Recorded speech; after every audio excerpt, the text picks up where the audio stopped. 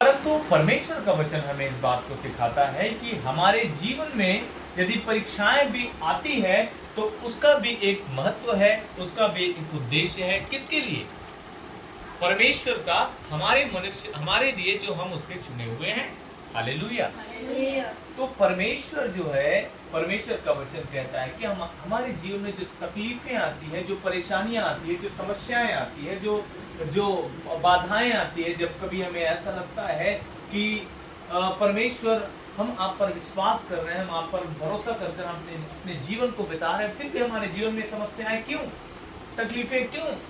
लेकिन परमेश्वर का वचन बताता है कि परमेश्वर की एक योजना है, भली योजना, जो हमारे जीवन में परमेश्वर क्या कर रहा है, उन विपरीत परिस्थितियों के द्वारा परमेश्वर हमारे जीवन में क्या कर रहा है, कार्य कर रहा है, ताकि हमारे आने वाले जीवन को क्या करे, वो अच्छा करे।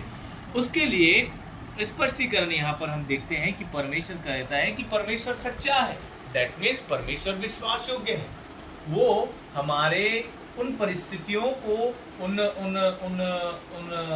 उस परिस्थितियों में हमारा परमेश्वर क्या है, विश्वास योग्य है, सच्चा है। इसका मतलब वो विश्वास योग्य है, वो हमें वैसा ही नहीं छोड़ेगा, परंतु वो परमेश्वर हमें उसके लिए क्या करेगा, उस परिस्थिति से निकलने के लिए, उस परिस्थिति से उबरने के लिए परमेश्वर हमें क्या करेगा, सामर्थ्य को प्रदान करेगा। छोटी सी बात बता के मैं आगे का समय प्रभु के दास को सौंपना चाहूँगा। पहला पद में लिखा हुआ है वो बताता है कि हे भाइयों, मैं नहीं चाहता कि तुम इस बात से अनजान रहो कि हमारे सब बाप दादे बादल के नीचे थे और सब के सब समुद्र के बीच से पार होकर गए।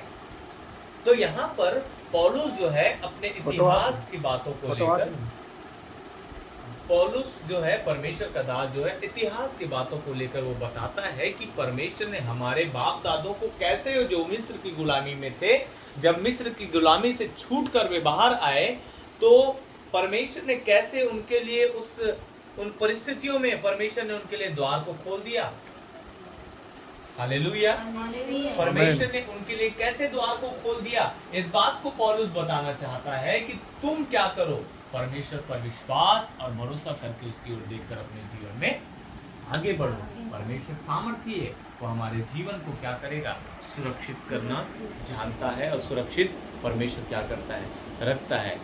पहली बात मैंने बोला, परमेश्वर हमारी परिस्थितियों में, विपरीत परिस्थितियों में, हमारी समस्याओं में हमारे लिए एक उद्देश्य को बना के रखा है, उसमें भी परमेश्वर की एक भली योजना है। दूसरी बात, परमेश्वर विश्वास योग्य है, जो हमारे जीवन में क्या करता है, वो हमारे जीवन के प्रति विश्वास योग्य, जो हमारे उस परीक्षा में हमारे संग और साथ रहता है, और उस परीक्षा से पार होने के लिए हमारे साथ क्या है, सदैव खड़ा है। परमेश्वर इन वचनों के द्वारा हमें आशीष दे। आगे का समय प्रभु के दास को मैं देना